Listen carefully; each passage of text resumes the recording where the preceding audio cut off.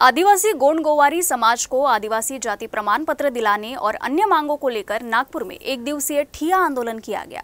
नागपुर के संविधान चौक पर शुरू आंदोलन के दौरान वंचित बहुजन आघाड़ी के अध्यक्ष प्रकाश आंबेडकर आंदोलन स्थल पर पहुंचे और आदिवासी गोंड गोवारी समाज को विश्वास दिलाया कि वो उनके हक के लिए संघर्ष में पूरा साथ देंगे। गोंड गोवारी समाज पिछले लंबे समय से आदिवासी वर्ग में शामिल करने की मांग कर रहा है।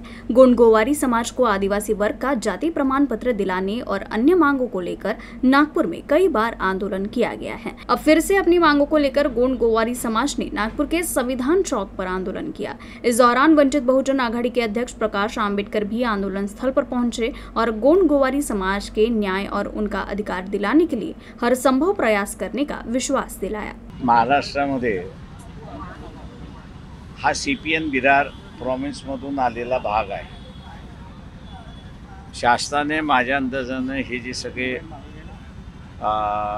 गोंड यांच्या खाली जे सगळे उरलेले सगळे ट्राइब्स आहेत त्या सगळ्या ट्राइब्सना एकदा घेऊन बसलं पाहिजे आणि एकत्र घेऊन त्याच्यातला मार्ग काढला पाहिजे असं मी त्या ठिकाणी मानतो।